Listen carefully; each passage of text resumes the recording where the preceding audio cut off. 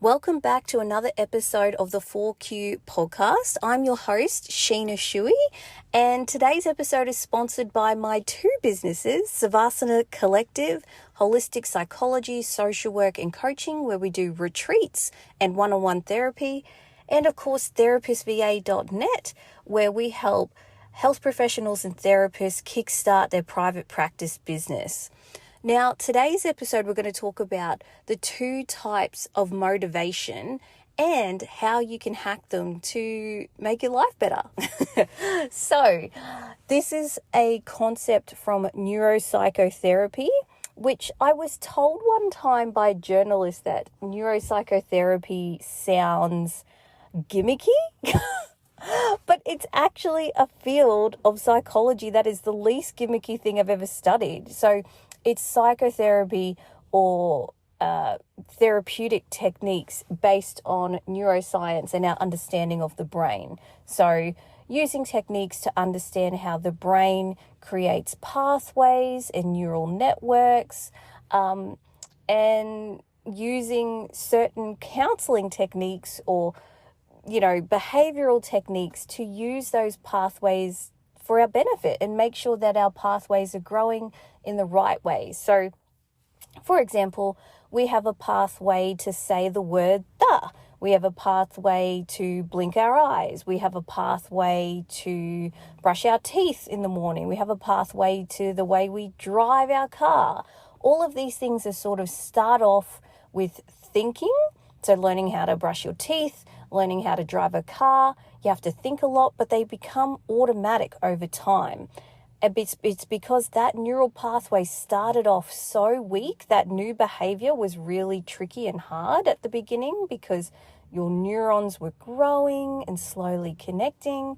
And now I'm pretty sure you could do those things without even thinking on autopilot. So our motivations are connected to neural pathways.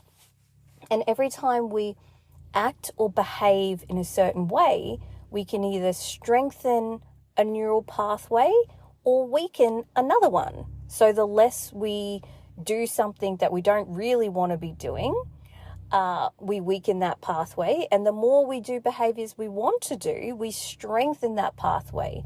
Almost like strengthening a muscle to do that thing so that you can actually have muscle memory and do it on autopilot. So we create neural pathways and we act and we have our behaviors in two different ways.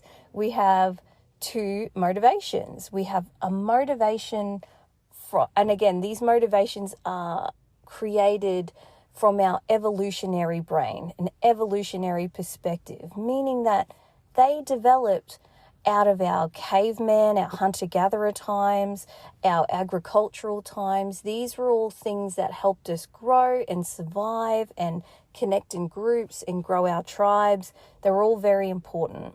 So we have two types of motivation that really come from that emotional brain, that really come from the bottom part, the most powerful part of our brain, the limbic system. And these two motivations are the motivation to seek pleasure and joy and the motivation to avoid pain. So to decrease uncomfortable, painful feelings.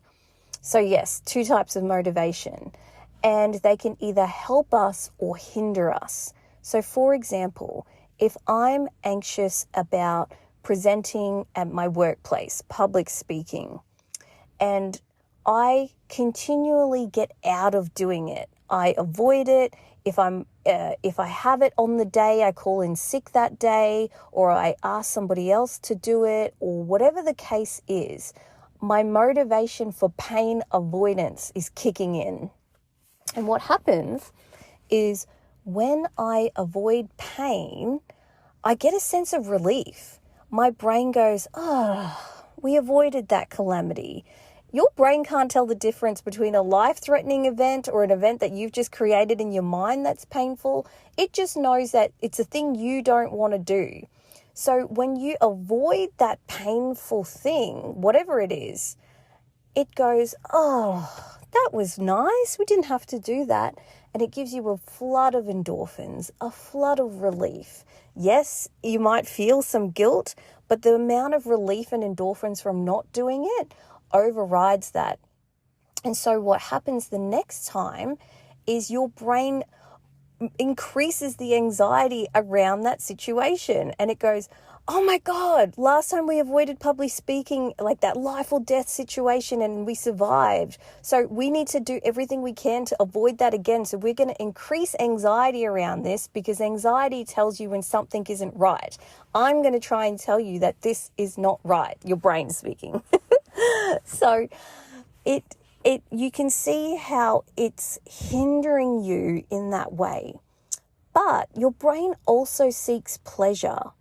And pleasure is anything that releases a dopamine release. It gives you some joy, whatever the case. And so if in that same example, you've got to present at work, you're feeling anxious about it, you don't want to do it, but if you face it and if you say to yourself, look, I'm going to present, but I'm going to just do it for the minimum amount of time, and then I'm going to reward myself with whatever it may be after. You're seeking pleasure, and you're showing your brain that whatever you faced is survivable. So when we avoid something, our brain makes it more anxious the next time we go to do it.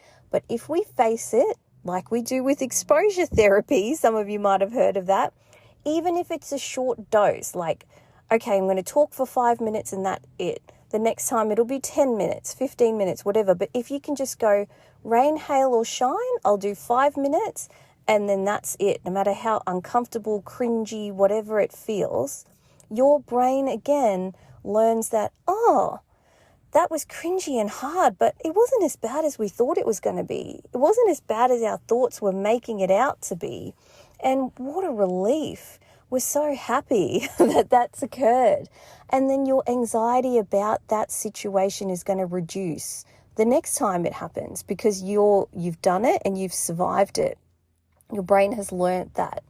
And so again, there's things, how can I make an experience or a day more pleasurable and use my motivations to hack that? So motivate myself by seeking pleasure, and again, the pain, avoiding pain. Your brain is going to motivate you to avoid pain. So you need to trick your brain into thinking that a situation isn't that painful, and recognize when your brain might be playing tricks on you and telling you that a situation is way more painful, scary, hectic than it's going to be because of that motivation it has inside to avoid pain. Remember, it cannot tell the difference between a life or death scenario and just in being embarrassed. Your brain just knows that you're scared of something and there's a reason to be scared of it. So your logical and emotional brain, they don't click. Your logical brain makes sense, but your emotional brain just runs on emotions. That's it. And that one can override your logical brain easily. So you need to be sort of mentally prepared for that. So I hope that makes sense to you, and I hope you've started to think of ways around how you could use the seeking pleasure principle by stacking something scary with something pleasurable, and realizing that no matter what, if I can expose myself to the threat, even for just a minute, my brain will then learn that it wasn't so bad, it wasn't so scary, it was survivable, and I won't be as anxious about it next time.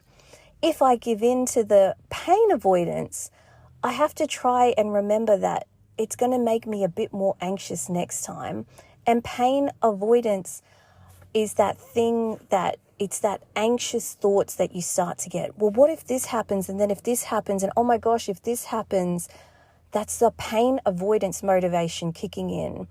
And it's a little bit of tug of war there, but you need to acknowledge that your brain is just trying to protect you, but you need to show it that you're safe, because it cannot tell the difference between life or death and small everyday scenarios. So you need to teach it that this is okay. And then it'll learn over time and repetition that that thing isn't scary anymore. We used to think it was scary, but it's not. Just like your brain going on autopilot with driving a car and brushing your teeth, over time, once you expose it to scary things, that fear will go away. And before we go, a key example of this is, if any of you follow me on Instagram stories, I used to be so scared when I first started about putting my face on an Instagram story, talking to camera, all of that stuff. I have done it so much now that it's second nature to me. I don't even think twice about it, how I look or what I'm saying or any of those things. I used to overthink it so much, but now my brain isn't scared of it anymore because I've just forced myself to be exposed to that. And it's on autopilot now. I can do it without thinking it through.